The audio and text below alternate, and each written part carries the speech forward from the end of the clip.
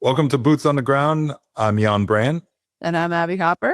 Episode 1, Abby. We're here and really excited to get this show on the road. Get some insights, DC policy, some interesting stuff. But you had anything fun this weekend? Anything going on? Yeah, I'm so glad we're doing this. And I'm really glad because I need something to think about other than the fact that I just left my son at college. I dropped my son Griffin off for his first year of college, and he's my third, as you know, so my last one to drop off. And I thought, like, for sure we'd like sort of slow down, like, you know, let him jump out of the car and be on my way. But something about the third one, it was the hardest by far. So I'm still recovering over here, man. So I'm excited to talk about solar and politics instead of my little poor broken heart. I spent some time working on the Hopkins orientation team. It was a group of students that put the move-in week and like orientation week together. And I like to think that Hopkins actually has more fun orientation weeks, but all of the move-in was actually done by upperclassmen volunteers. They got to move back to college early as a reward.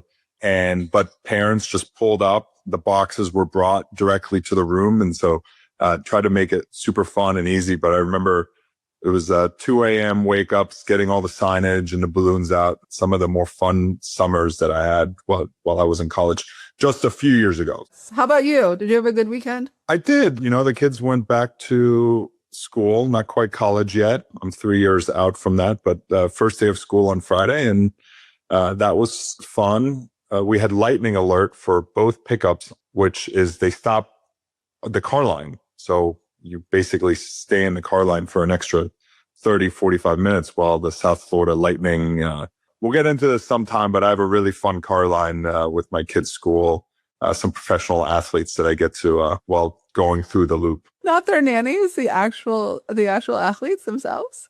Well, the New York move to Florida has certainly brought the black car trend to the school. That's a new thing, but let's get into it. The things that we want to talk about here on Boots on the Ground today is we're going to dive a little bit into the politics of data centers, you know, maybe talk about how this is impactful to the solar industry, really get into 232, and hopefully you'll share some behind the scenes of how some of the DC stuff works when these policies come into effect, and set the stage a little bit for how storage plays into this, right? We're the solar industry, but solar and storage obviously are very much intertwined now. And then some fun things that we'll bring to Boots on the Ground, wins and fails, predictions and whatnot. To get us started, we have really what I consider really interesting politics around data centers, and, you know, why, you know, especially as we're heading into the November 3rd midterm elections. We've had, you know, just in the last week, Governor Shapiro in Pennsylvania,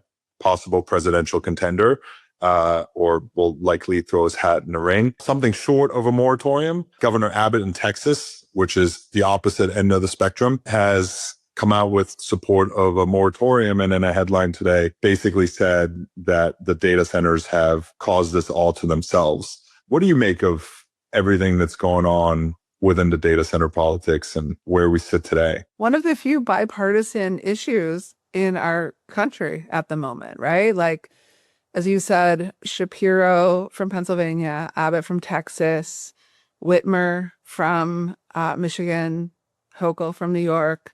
They have all sort of fallen somewhere along this continuum of no one's done a complete moratorium yet at the state level. There's certainly been towns and cities that have, but they have sort of done a little bit of a carrot, a little bit of a stick, depending on which state, right?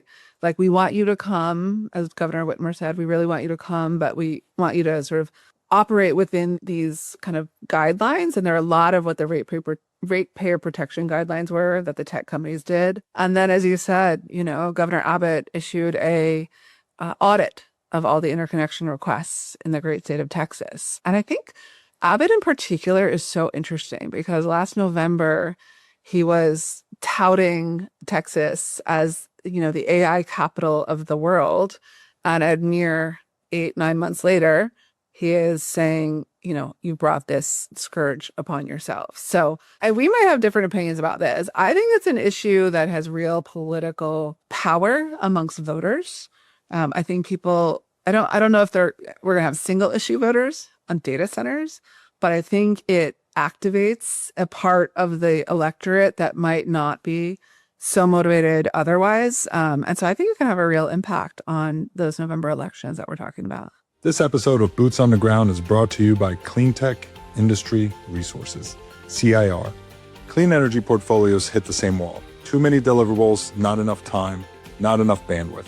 That's why you need an integrated development engine. Cleantech Industry Resources, CIR, is the world's only fully integrated development as a service model for energy projects. CIR unites the key silos across the project lifecycle: siting, diligence, interconnection, through financing, engineering, legal, and program management. With CIR, you get predictable timelines, cost-effective delivery, and better outcomes with an expert team that integrates directly into your existing workflows. They've done it at scale. CIR's expert team has diligenced 334 gigawatts of project sites across more than 17,000 projects globally. To find out how CIR can scale your next project, visit cleantechir.com. Thank you to CIR and Daniel, our friend, for sponsoring this episode of Boots on the Ground. You know, the interesting thing is, at the root of it, I think if you got them in a moment of honesty, regardless of the governor, they all want all the data centers they can get. It's the backlash from the community, because every one of these public statements, whether it's Shapiro or Abbott or Whitmer or Hochul, notably absent, I might say, Governor Spanberger from Virginia, who has the most data centers. You know, I'm just thinking out loud. I haven't seen a single headline of what she's thinking. Newsom was also relatively quiet. Obviously, he's coming to the end of his term, you know, two potential presidential candidates. I feel like every governor, Republican and Democrat, is going to run for president anyway. There's always two things. You need community support, and you got to bring your own power. And that's really, like, you know, when it comes to solar, there's two things we want, I think, as an industry, which is funny because I think generally if you polled executives in the solar industry, they want all the data centers to be built. And quite a handful of data center developers are solar IPPs. So solar IPPs are also now data center developers, or what they would consider themselves powered land developers. Powered land developers, the additional power capacity, meaning we need more electricity on the grid so we can provide it. A lot of these IPPs would say they want the ability to charge more for solar generation. And so the inflation of energy costs, like increase in the appetite for Meta and Alphabet and OpenAI to fight for the power, right? You know, increasing the price of solar is ultimately good for profits at the IPP level. It's now coming up against this both inflation cost aspect, which is what I think the non-moratorium rules are targeting, which is you can build a data center if you have the support of the community and you pay for all of the costs of the power that comes alongside it. Which I think is going to happen, right? Like, I think that the data centers, like most companies, are, you know, we're working to make things happen just as they wanted it to. And as they reach more and more and more resistance, they're having to mold and modify their business models and their contract terms and their kind of ways of developing. You know, they sort of had it good for a while, and now are having to come back to, like, oh, community benefits and community engagement. Sounds a lot like utility scale solar, doesn't it? Right? Like best practices for, as we've all spent a ton of time thinking about communities, benefits, and all those things for. But the numbers are staggering, right? Because, I mean, the Louisiana data center with Meta, teachers in that parish got a $50,000 bonus. And solar has talked about, you know, the property tax impact and the positive nature of it. It's never a $50,000 bonus for teachers. Like, I will say this, right? The politics, because we had a primary in Wisconsin between Crowley and Hong. And Hong was for moratorium. Crowley was more nuanced. Crowley won. I don't know what the impact of data centers was. I don't know that it was that large. I think more electability, or maybe the DSA. How, like, when you went around and talked to communities about solar development, right? The farmland impact on the negative side, on the positive side, the job creation, the property tax. what were you hearing from communities, or what were your, as when you were CEO of SIA, your members telling you they were hearing from the community, and how much was SIA playing a role in trying to shape the narrative of solar is good for your community? I heard a couple of things very consistently, right? One is that there was concern, particularly among some agricultural, players about the use of farmland and about the sort of impact on water tables, the impact on kind of the natural environment. And so you did a lot of work with farmers and sort of both a media relations campaign, right? For farmers who said, hey, this is how I've been able to keep my family farm, is by having lease payments that augment profits I get from my farming. We did a lot of best practices work with the Uncommon Dialogue and sort of partners in both the environmental NGO space and the farming community. And then a whole bunch of information, education, and companies are really embracing agrivoltaics, right? So that it's not kind of an either or proposition. And then SIA more recently has done some really good research, both research and translating that research into good graphics and things around like how much of the land is really being used for utility scale solar versus golf courses and shopping malls and sort of more traditional energy generation. And breaking news, we're the least impactful, right? So some of that was about getting the right information out. Some of it was about telling it in a way that is interesting and compelling. And I think, data centers have a lot of work to do to sort of make that same case to communities around this is the benefits we're bringing. Yeah, I'm sure if they show up at the city council and say, we're going to have $50,000 raises for your teachers, they're going to get the votes, right? Yeah.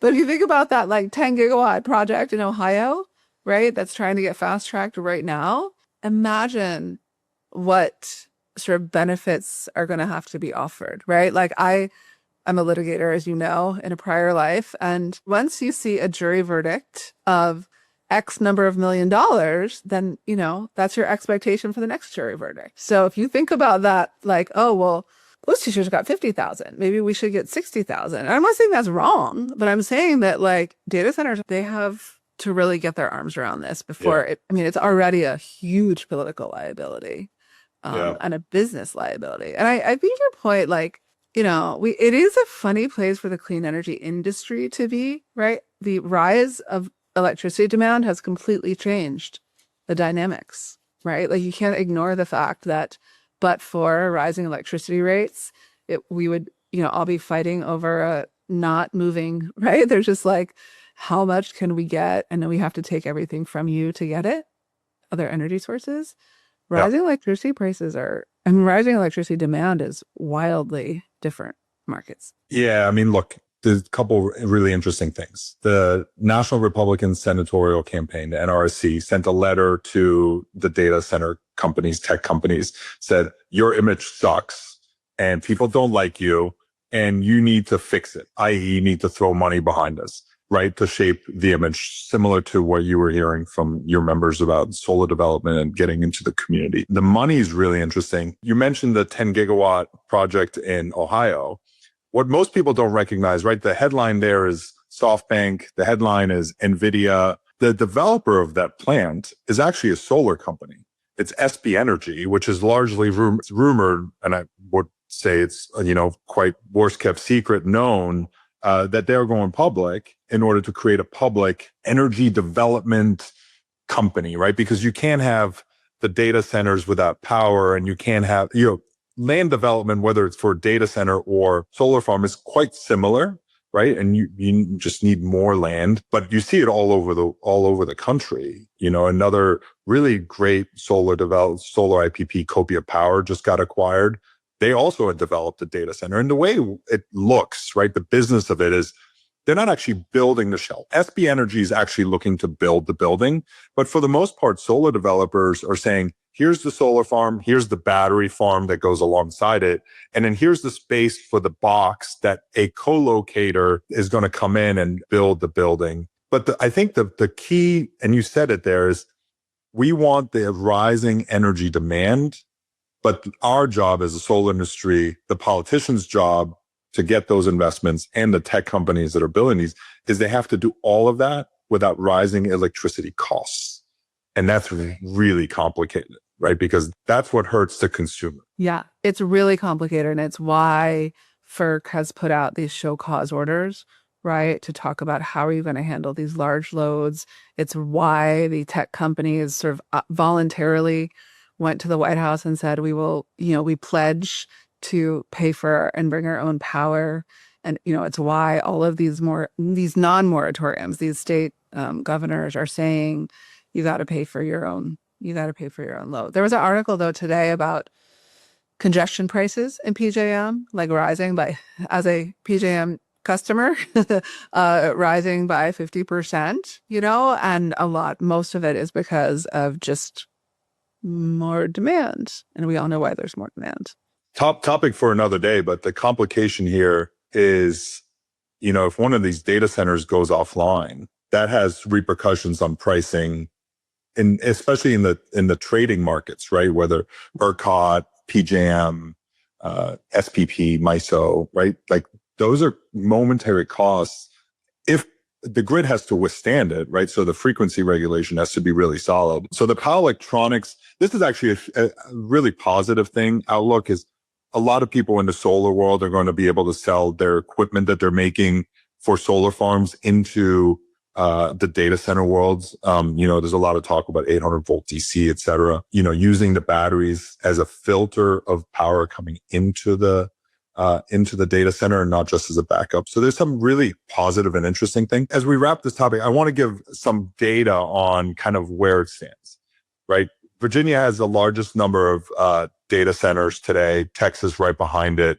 Data Center Alley in Virginia, right near my house. If you land at Dulles, you've seen it. About 61 gigawatts worth of data centers. And and the data is a little murky on this, on average, a data center is 50 megawatts. But the pipeline, and here's where the numbers get interesting. Somewhere between 1,000 and 2,000 new data centers are in the queue. Then they won't all get built, right? And I'll case in point that in a second. Of the existing ones, the largest is 1.5 gigawatts, and it's in Tennessee. And there's 700 megawatts in Texas. Somewhere between 1,000, 2,000 new data centers in the queue. They're averaging 200 megawatts. So 4x the current average. Goldman says there's going to be a 50% increase of data centers up to almost 100 gigawatts by the end of 2027. So the end of next year. But by this moment right now in mid 2026, 60% of that queue hasn't broken ground yet. And so there's a preparation and execution mismatch. BNEF says there's going to be 120 gigawatts by the end of 2030. Here's the more crazy piece of it. You mentioned the 9.2 gigawatt project in Ohio with SB Energy. There are two others that are 9.7 and 9 gigawatts being developed or planned across other areas. And here's the kicker, and this is where the politics get interesting, right? We talked about Spanberger, we talked about Abbott, number one, number two markets. Do you know the next two states that are right behind in the pipeline? I would guess, this is a guess, Arizona. I don't know, it seems like they got a lot of room out there. I'll give you a hint. We talked about his policy right at the top. Pennsylvania? Pennsylvania and Georgia are right behind in 3 and 4. I'm guessing it has something to do with two things: availability of land and the cost of power. And that's where, but Pennsylvania, I think, is going to have a challenge within the PJM, in the PJM sector. I mean, Virginia is already there, but listen, the Dominion Nextera merger is very much based around the data center growth in Virginia. So we almost named this podcast The First 7%, but that's a joke that needs to be explained, so we didn't. But the same thing is true with data centers. Is 7% of the GDP is energy, but it's the first 7% because you can't do the other 93% without power. You cannot do data centers without power. So our futures are meshed together, right? So it's what I was meaning. We as an industry, perhaps not as individuals, want the data centers to flourish and to be built and not be subject to moratorium, because those are our customers. So do you think that the backlash of data centers is, I don't want this big building in my backyard? Or are people somewhat AI freaks me out, it's going to take my job?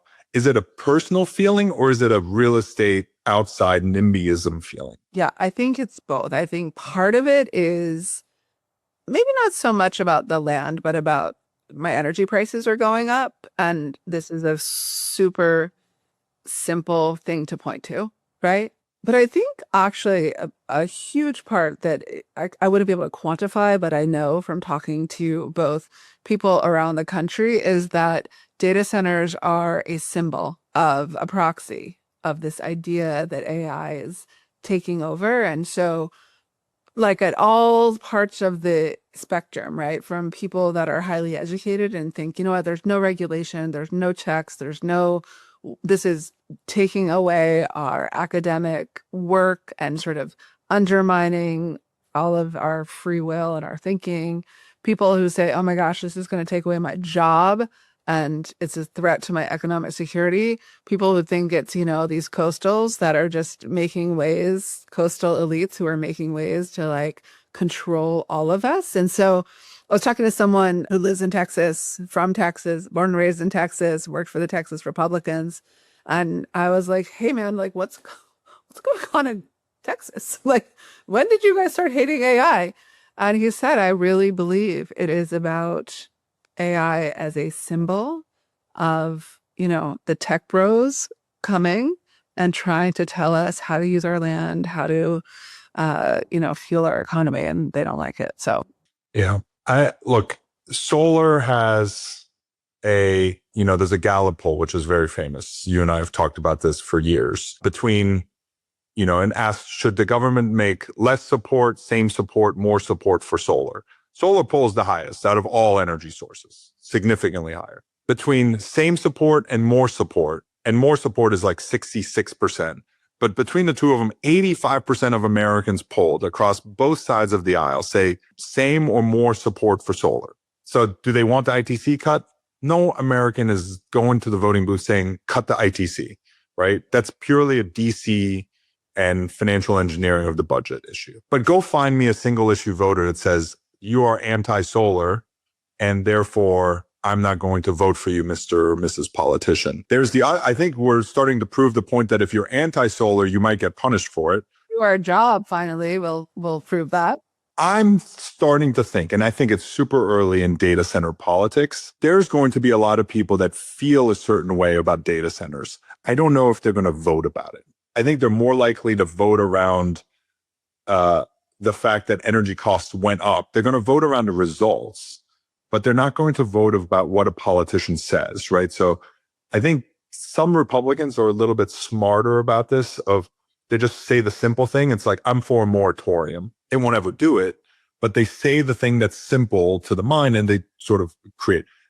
Democrats, especially in like gubernatorial politics, tend to be a little bit more nuanced, which the policy versus politics argument of like, We always know how well nuance plays in politics. we love to get Democrats love to get elected on nuance, but I'm not so sure this is. I'm going to eat my words here. I don't know that this is a driving issue of how a politician feels about data centers, except for saying we're not going to put one in your backyard and we're not going to raise your electricity costs. I think if they're not raising my electricity rates, that'll go far. Yeah, look, 85% of those polled are either neutral or opposed to data centers at this point. I mean, it's exactly on the other end of the spectrum of solar. And I don't know that the two sway a voter one way or the other on that single issue item. But, just sort of to wrap this topic, from an inside DC perspective, is there both the regulatory bodies or the ISOs, PJM that come talk to the solar industry or the data center companies? Like, is there a concerted effort to work on this, or is each their own kind of trying to figure it out on the fly?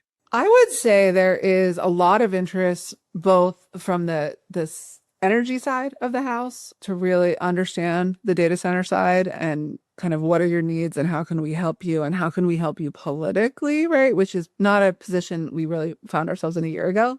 And then on the data center side, I think there's a big understanding of wow, we really do have a problem, right? If you think about a couple of months ago, Chairwoman Sweat from FERC went to Congress and said, hey, like none of the data centers have come to see me. I don't really know what's happening. Which is kind of a profound thing to say. I'm glad I wasn't their GR person when she said that. Can you imagine? So they've been in there obviously a lot more. But I think there's like this assumption that a lot of them had. They have this incredible product. And of course, we want to keep it in the United States, and they're spending a lot of capital. And so they can just keep moving really fast. So there is definitely both inside Washington, inside the company is like and a lot of these are our customers, right? So we want to help them achieve the results they want. I think, as you said, most Americans understand that data centers are here. They're not going away. We have a strong national interest in keeping our data secure. And so we got to figure it out, right? It's not enough to just say, we in this case, Jan, I would argue we have to be a little more nuanced. I won't argue with nuance, but I'm 0 for 1 on my own personal political campaigns. And because nuance doesn't help you get elected. But can I tell you the thing I saw this morning? I'm sure you saw it too, that Maha, Make America Healthy Again, a bunch of those influencers wrote a letter to the president saying, please don't use coal to fuel the data centers. Talk about strange bedfellows. Yeah. Well, I did see a clean steel grant went to a coal furnace as well. So the results matter. Well, I'm sure we're going to talk about data centers again, but let's jump over to probably my least favorite topic of 2026 so far. 232 presidential proclamation a couple weeks back, just to kind of catch folks up. I think one headline really, I think it was a New York Times headline, highlighted and said, the U.S. is attempting to stop the dodging of tariffs, country to country, et cetera. And 232 is going to basically be the framework that sets the standard for domestic manufacturing. But it has minimum import price, 15 cents a watt for wafers, 22 cents a watt for cells, or 38 cents a watt for a fully assembled module, with an ad valorem tax of 15%, which I believe is in addition to. But most of the analysts are saying this is going to drive module prices for the U.S. into the low 40 cents. We'll see. It doesn't go into effect until December 4th, which is almost 4 times what our European colleagues are paying, about 12 euro cents, mostly imported from China, right? So there is a sort of give and take here to build the domestic manufacturer. You were at the helm of SIA during the largest expansion of U.S. manufacturing, right? So like, I've got a bajillion questions about like what drove that strategy. What were the administrations saying to you and SIA about the need for domestic manufacturing, knowing it all comes at a cost of this is what it takes. So, your thoughts on 232 and kind of like level set where domestic manufacturing is today. And then we'll jump into like, where does it need to go? What's happening? It's funny because yes, I oversaw SIA and sort of had a front row seat to the largest expansion of domestic manufacturing, solar manufacturing in our history.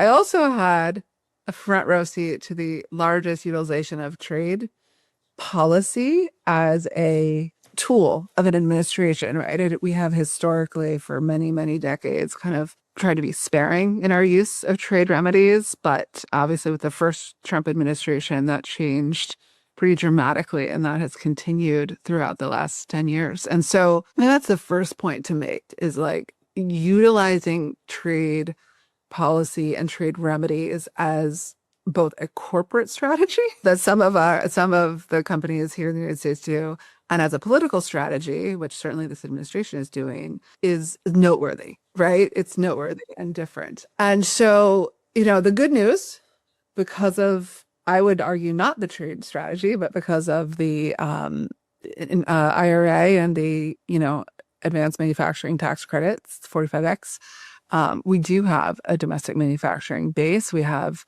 about 3.2 gigawatts of cell capacity, manufacturing capacity, with more on the way. We have almost 60, heading towards 70 gigawatts of module capacity in the United States, right? That's coming from like a handful. Yeah.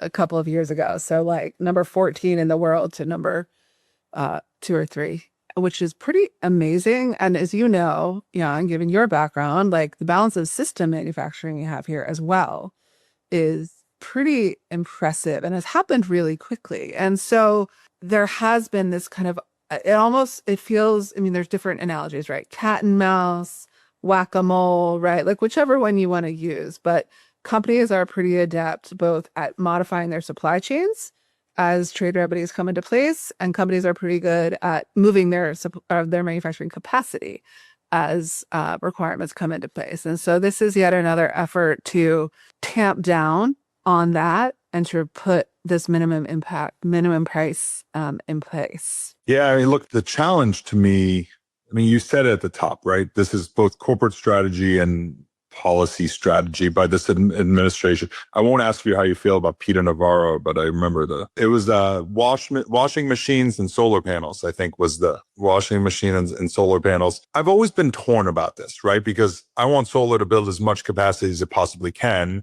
which there's a direct correlation. The cheaper solar energy is, the more you're going to get built, right? And we would build more solar in the US if our modules were 12 cents a watt. But it's also bad policy to be completely dependent on external supply chains and quality, et cetera, right? So like there's a nuance to how you feel about it. My problem now with 232 is, and I want to get into the TRQs and the tariff-free quotas and like, so like the companies that are in the weeds here. 232 isn't the first one, as we said. There was, 201, 301. And, in the solar world was the original lead plaintiff on this.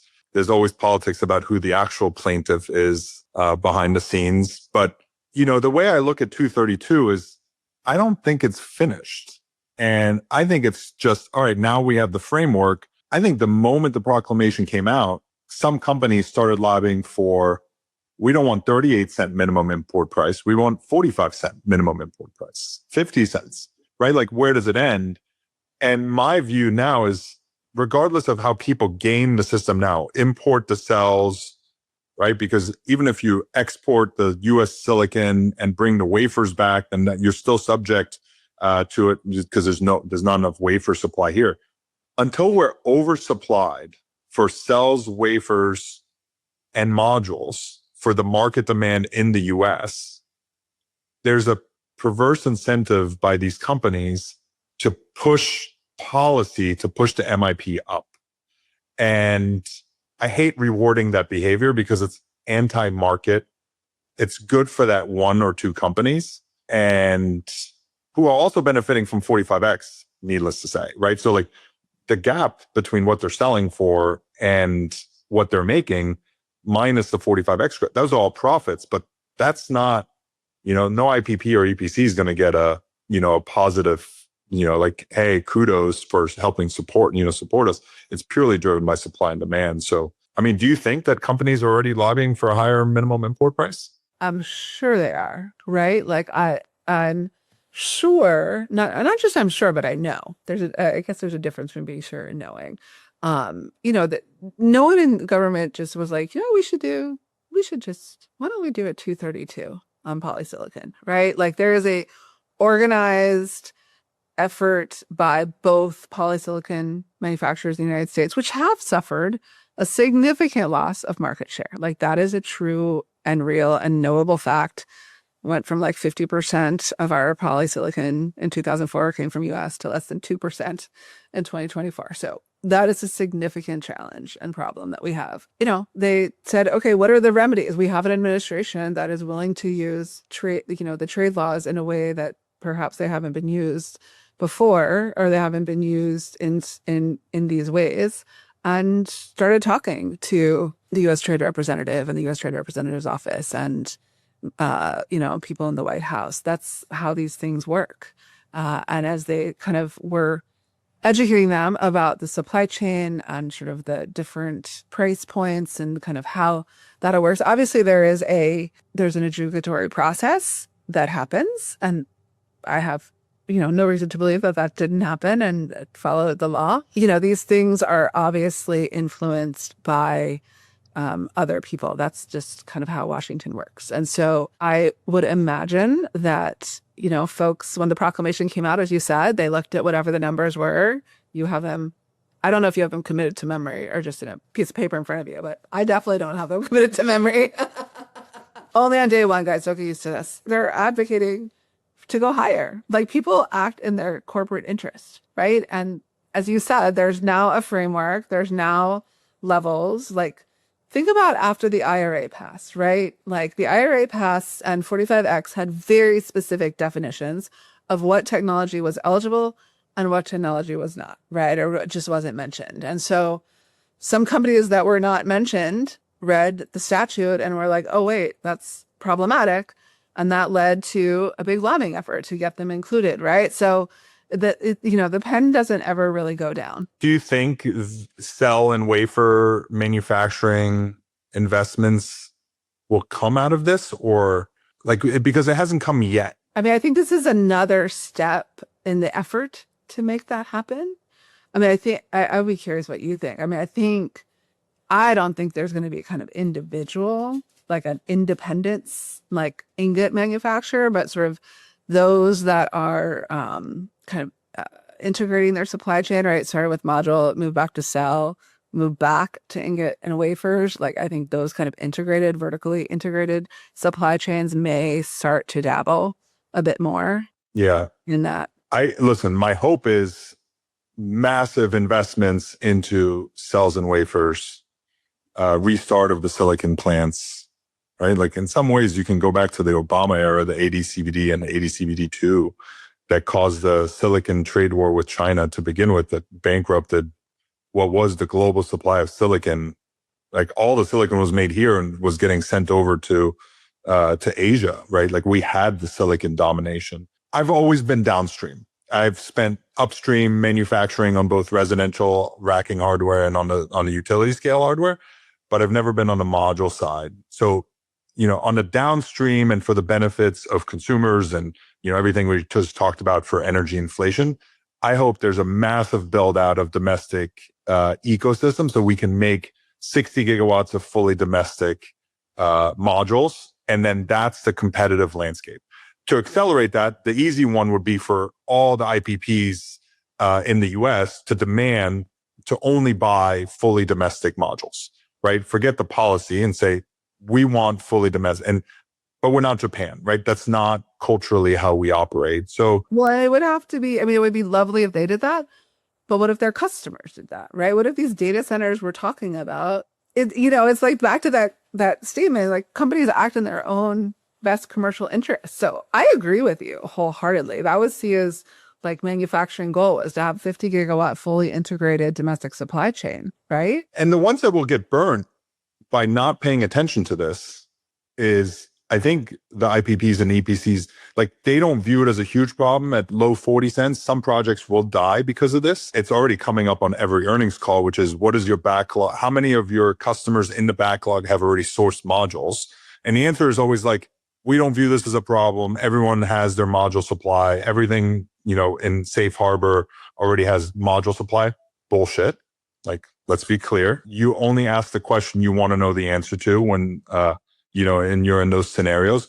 There's a lot of module supply that hasn't been sourced and is going to go up in price. But here's my warning to EPCs, IPPs, et cetera. You have to think about this now, because MIP, in my opinion, will go up unless the full ecosystem gets figured out. And I don't know that the next administration, if it changes parties, will be much different. Or if it's a Republican one that's not so, whose favorite word is not tariff.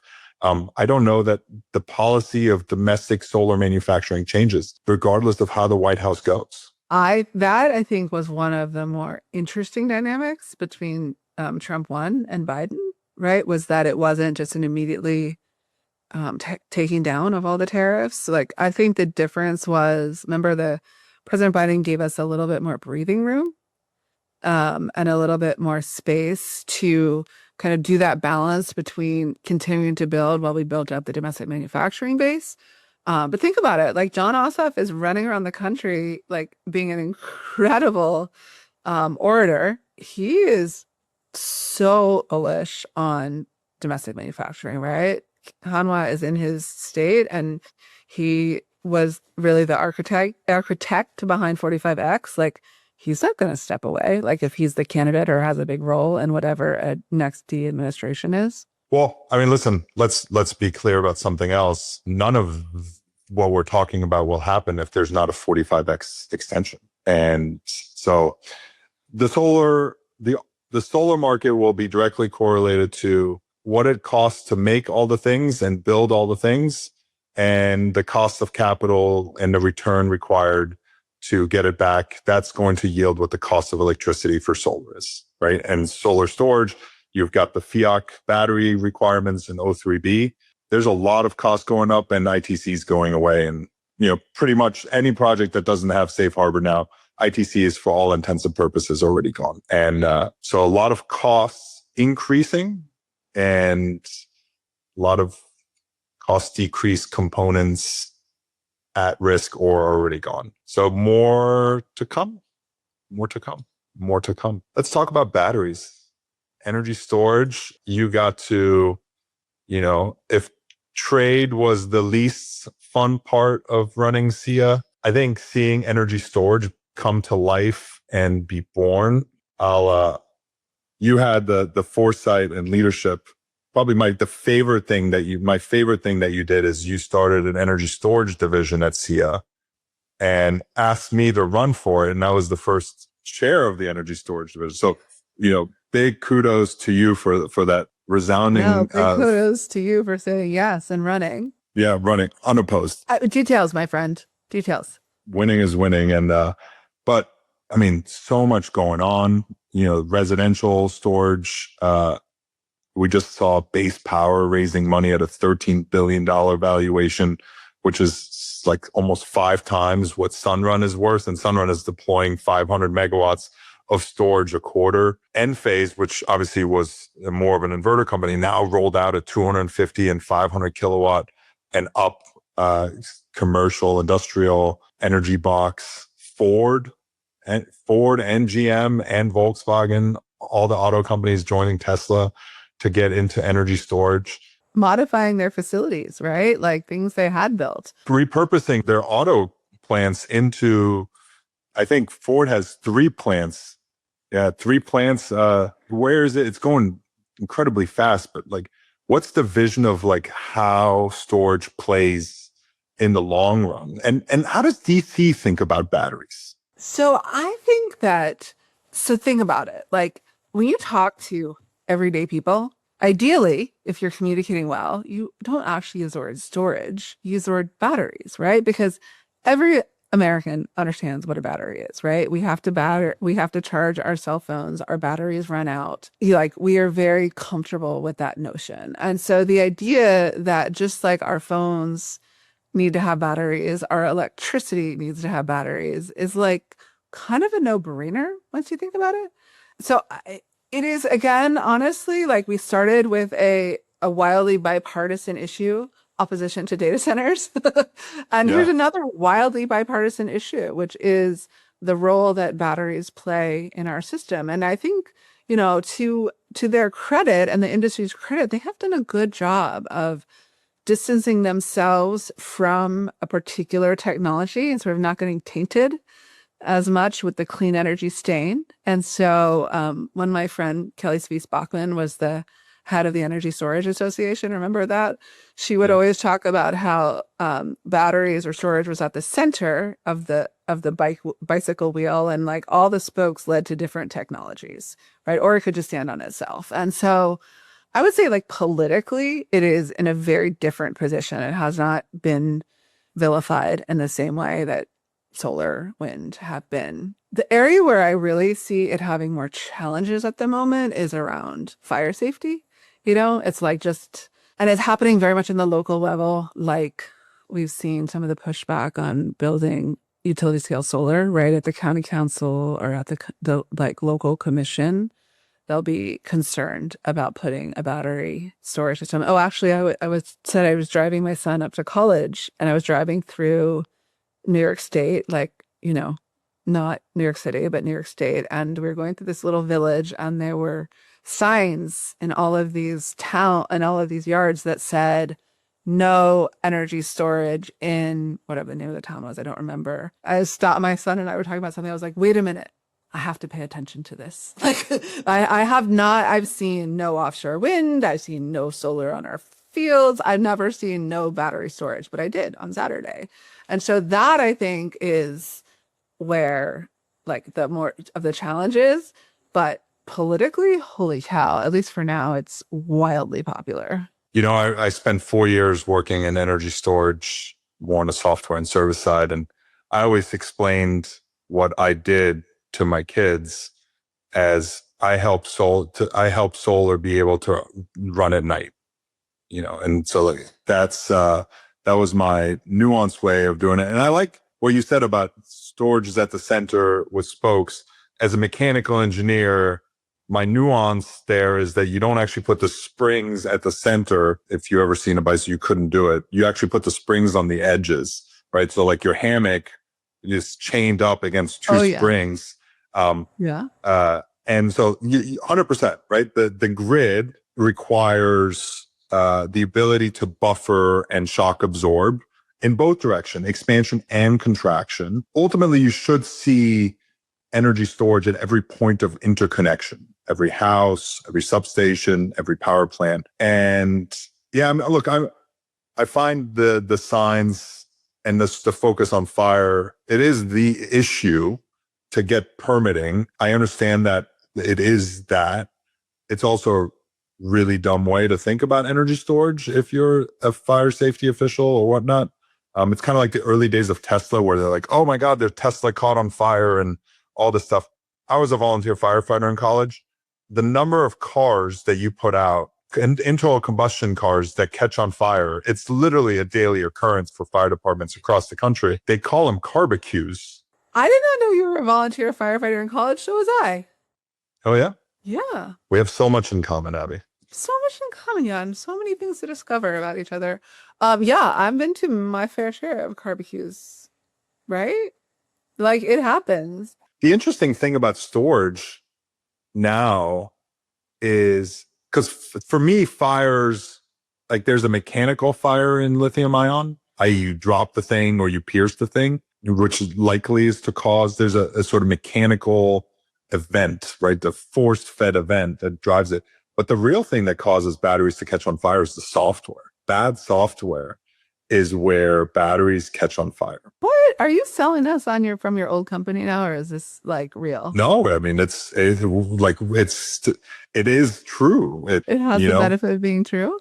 It has the benefit of being true. That's why I find this FCC rule around inverters and now the expansion of that FCC rule. I think it's an energy storage story. I think all the inverter companies, I mean, it's a backdoor ban on a particular Chinese inverter, I think is, you know, we'll see the waivers for some of the European manufacturers and, you know, the waivers for domestic companies that have offshore supply. Once those waivers come in, then I think that point will be proven. But I think it's on the corporate side, which I'm not on any, you know, with any motive to do so at this moment. I'm on the beach side. I'm using this FCC rule, much like we were saying the module manufacturers are going to use the 232 rule to benchmark everything around SCADA controls, BMS, EMS, and expanding this FCC rule and aggressively regulating energy storage operating systems. So again, aggressively utilizing regulatory constructs to gain commercial benefit. Well, yeah. You and I have never complained about the market much about this, and you can do so more publicly now. It is still shocking how many people in the solar industry and storage industry have zero representation in DC, internally or externally, and don't have a self-prescribed need to be part of the trade groups, because it is such a business opportunity to be good at DC. It is such a business opportunity to be good at DC and to know how to navigate it, to know how to get the intel, to know how to like not only what's happened, but what's going to happen. What's your favorite cliche for politics? It's not a spectator sport. If you're not at the table, you're on the menu. It's not a spectator sport. It's full contact. What's your favorite DC cliche? I think my favorite, I don't know if it's a cliche, but I find it to be very true, is that every politician's most important priority is reelection. Why is it such a good job? I don't know. You have a lot of perceived power. I don't know if it's actual power, but perceived power. People, I mean, it's almost 100%. Everyone that goes doesn't want to leave. You know who told me that? Erin Duncan. Erin Duncan, the vice president of congressional affairs at SIA, early on in her tenure, said, Abby, just remember that every elected official's top priority is getting reelected. And once you are able to just know that, not argue about it, not fuss about it, but just know it, and kind of approach that person with that in mind, and try to, if you're lobbying them, try to align your interest with their interest, knowing their interests are reelection. It makes things so much clearer. A lot of people always say it's, solar suffers in DC because oil and gas gives so much to politicians. How much of that, how true is that statement? Oh my God, it's so true. The dollars. Is it because they give a lot or because solar gives very little? All of the above. All of the above. Solar gives very little, and solar mostly gives in one way, right? Like we might make some individual contributions or like PAC contributions to a candidate. Oil and gas, more established interests give in a variety of ways. So they'll give to their campaign, and they'll give to their PAC, and they'll give to a leadership PAC, and then they'll form another organization that a C4, dark money organization that runs ads, and then they'll form a community thing, and then they'll form an institute at a university, and then they'll fund money here. Like the list goes on. And so it's like we're not even playing on the same fields, right?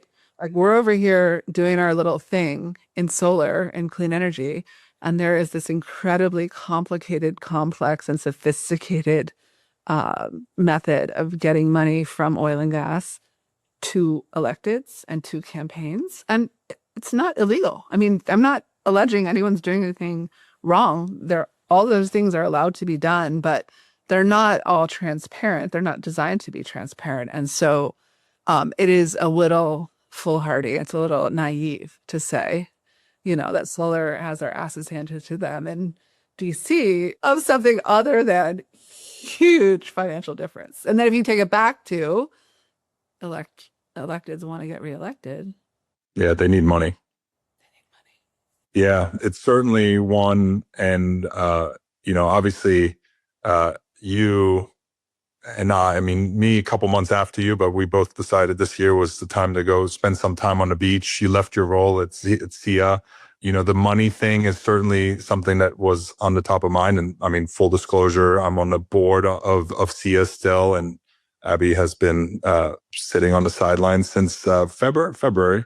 And, but now you have Governor Tim Pawlenty in your old seat. Any thoughts about that? Like, obviously, you chose to step down, so it was you had an amazing tenure. Thoughts on T-Paw from Minnesota coming in and taking the reins? So I talked to Tim a couple weeks before he started his tenure at SIA, and what I said to him, I'll say here, is that I wish him every success and every victory and every good thing that can happen, right? Like I'm deeply invested, like you are, in the success of the industry. And I'm also really invested in the success of the organization and the people there. And so I'm excited for him. Like I feel good. I handed him this amazing crew of incredibly dedicated professionals and an incredible board. And so I'm ready to watch him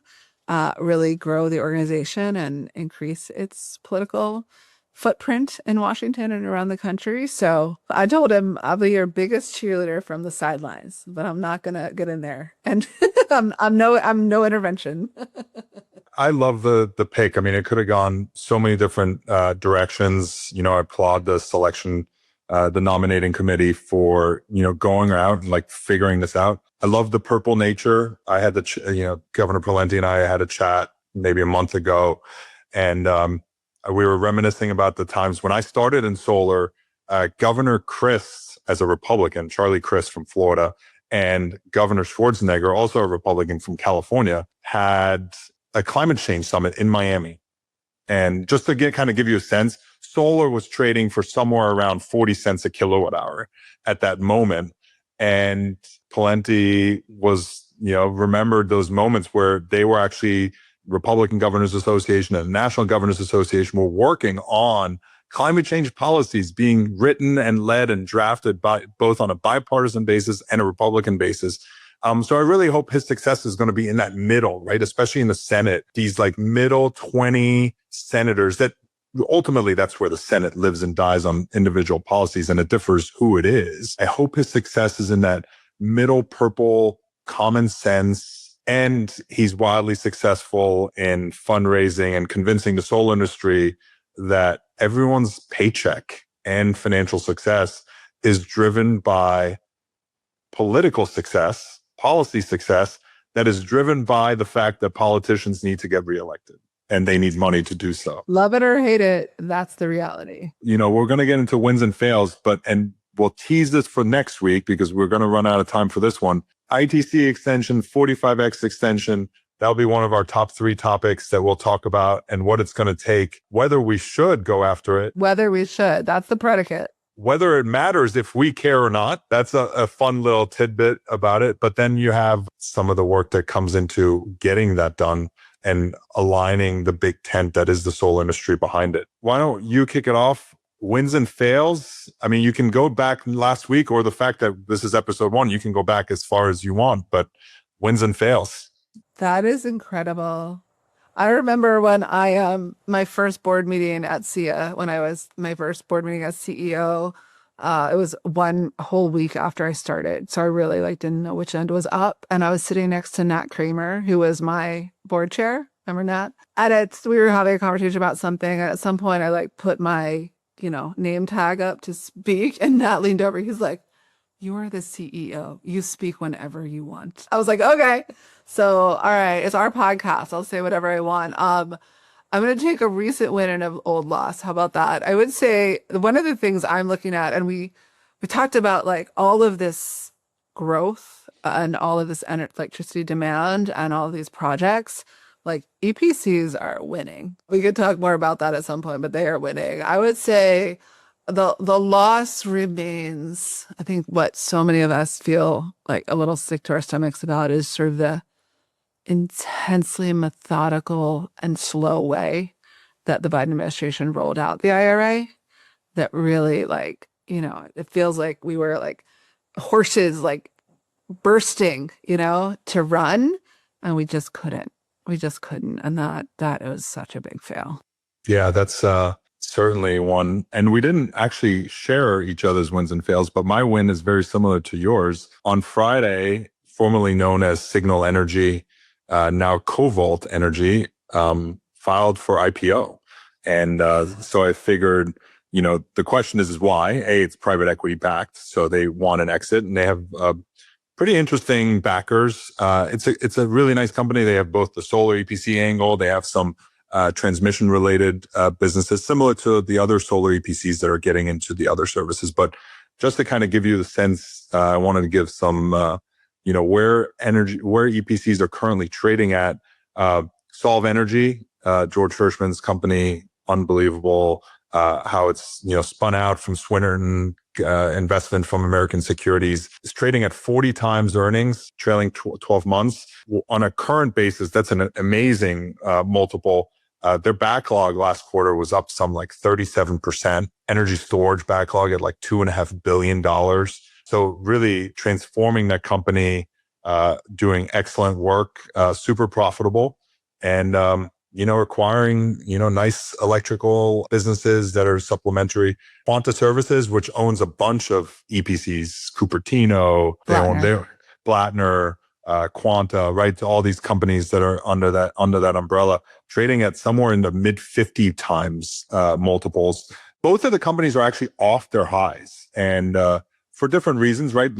There's always the market, and then there was the sort of skirmish war in Iran that, sort of hurt supply chains, increased costs. MasTec trading at 47 times, So these are really interesting moments. Cobalt going right in. They just filed their shell, so they haven't fully said how much they're raising, how many shares, what the valuation is going to be, and there's, what I like the most about it, Abby, is I like when companies are able to make money doing the work that they do, and they do it well, but also to return multiples of capital to investors, especially investors that put, hundreds of millions of dollars to work, because what that drives is a need for 10 other companies to be like, we missed that one.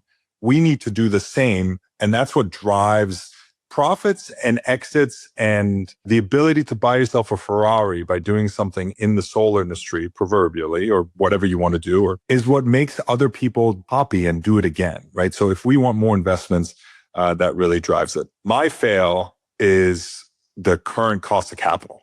I mean, the bond market, is scaring the crap out of me. And I think many people on Wall Street, the 10 years trading at close to 4.7%.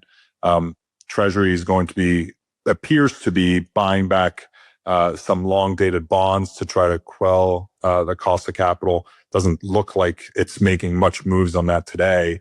Certainly cost of solar is affected by the input costs, but the cost of capital and the cost of debt, which is supposed to be leverage on top of equity, is really expensive right now. So it's that's a really painful thing in this moment where we're trying to deploy hundreds of millions of dollars. All of that's going to have to come back in the cost of solar from off-takers. Any predictions from you?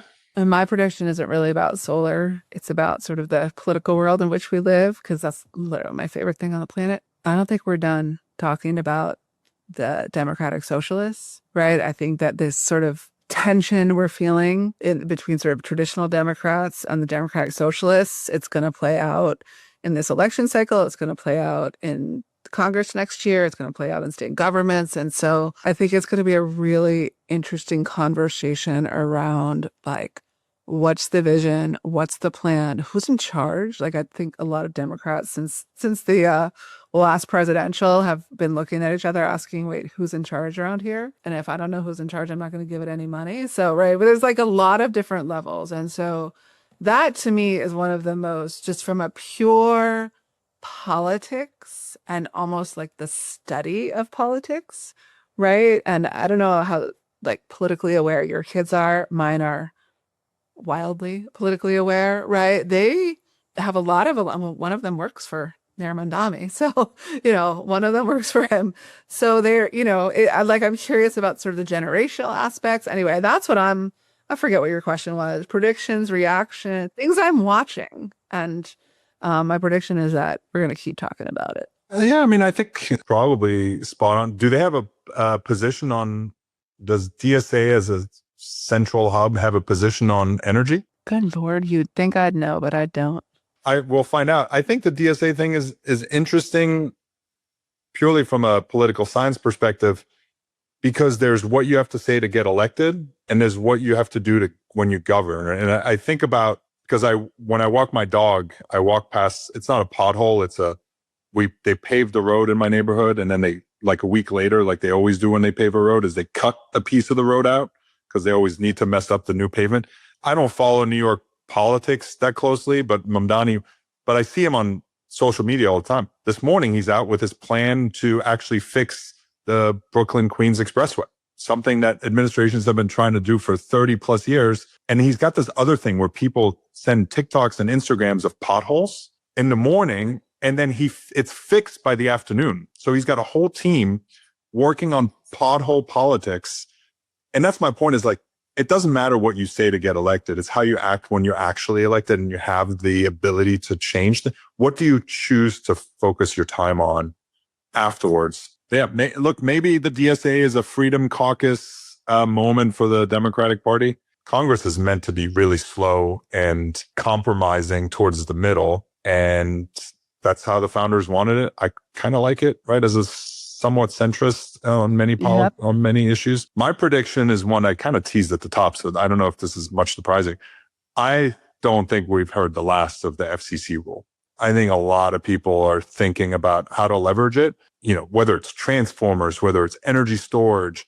I mean, they already expanded the definition from last week, wired devices.